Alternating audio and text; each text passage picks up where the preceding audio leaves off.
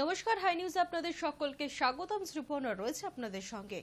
বৃহস্পতিবার দিল্লি যাচ্ছেন মুখ্যমন্ত্রী মমতা বন্দ্যোপাধ্যায়। ওই দিনই প্রধানমন্ত্রী নরেন্দ্র মোদীর সঙ্গে বৈঠক করতে চেয়ে তার তরফে সময় চাওয়া হয়েছে বলে রাজ্য প্রশাসন সূত্রে খবর। মোদীর সঙ্গে বৈঠকে মমতা রাজ্যের দাবি দাবা নিয়ে সরব হবেন, আর সেই মর্মেও তথ্য তৈরি রাখা হচ্ছে। এখন দেখার প্রধানমন্ত্রী কবে বাংলার মুখ্যমন্ত্রীকে সময় দেন, বৃহস্পতিবার না শুক্রবার, কারণ শনিবার নীতি আয়োগের বৈঠক রয়েছে। বস্তুত মমতা দিল্লি সফরে যাচ্ছেন মূলত নীতি আয়োগের বৈঠকে যোগ দিতেই। শনিবারের ওই বৈঠকে তিনি কি বলবেন সেই মর্মেও তথ্য জোগাড় করা হচ্ছে রাজ্য প্রশাসনের তরফে। একটি সূত্রের দাবি, মমতা নীতি আয়োগের বৈঠকে ওই লিখিত তথ্য পেশ করতে পারেন, তিনি সেখানে বক্তৃতা নাও করতে পারেন।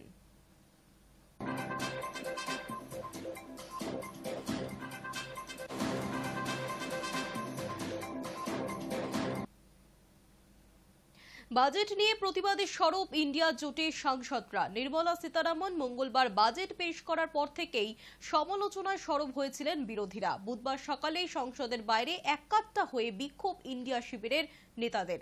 কংগ্রেস নেত্রী সোনিয়া গান্ধী, লোকসভার বিরোধী দলনেতা রাহুল গান্ধী, রাজ্যসভার বিরোধী দলনেতা মল্লিকার্জুন খার্গে থেকে শুরু করে তৃণমূলের কল্যাণ বন্দ্যোপাধ্যায়, দোলা সেন, মহুয়া মৈত্র সহ অন্যান্য সাংসদরাও সামিল হয়েছেন সেই বিক্ষোভে।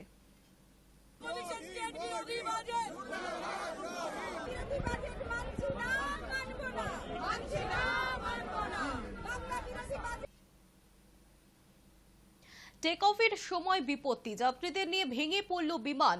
বিভিন্ন সূত্র মারফত খবর, অন্তত 18 জনের যাত্রীর মৃত্যু হয়েছে, তাদের দেহ উদ্ধার করা হয়েছে। বুধবার নেপালের কাঠমান্ডুতে ভেঙে পড়ে একটি যাত্রীবাহী বিমান। জানা যাচ্ছে সেই বিমানে মোট 19 জন যাত্রী ছিলেন এবং তাদের মধ্যে 18 জনই মৃত। তৎপরতার সঙ্গে প্রশাসনের তরফে শুরু হয়েছিল উদ্ধার কাজ। জানা যাচ্ছে বিমান চালককে সংকটজনক অবস্থায় উদ্ধার করা হয়েছে।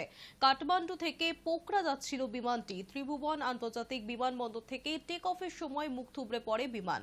আপাতত বন্ধ রাখা হয়েছে বিমানবন্দরের পরিষেবা।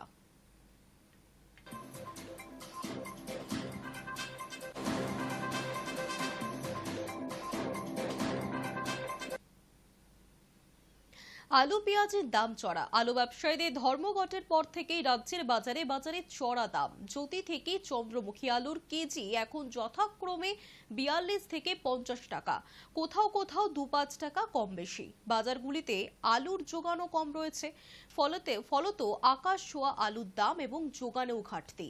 এই পরিস্থিতিতে খুচরো ব্যবসায়ীরা তাকিয়ে রয়েছেন বুধবারের বৈঠকের দিকে।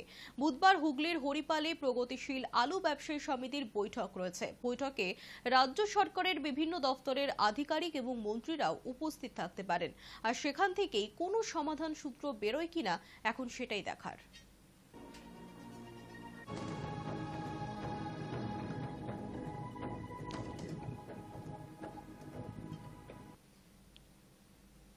আলু সহ বিভিন্ন আনাজের দাম যখন অনেকটাই চড়া, ঠিক সেই সময় সাধারণ মানুষকে কিছুটা স্বস্তি দিতে খোলা হলো স্বল্প মূল্যে আলু বিক্রয় কেন্দ্র।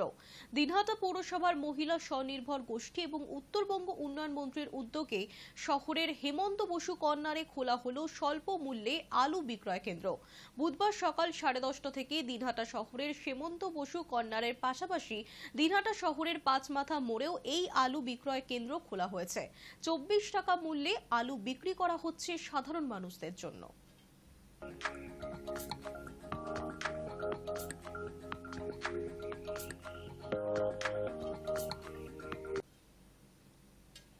নিউজ টুডে এখনকার মতো এই পর্যন্তই। দেখতে থাকুন হাই নিউজ, নির্ভীক নিরপেক্ষ।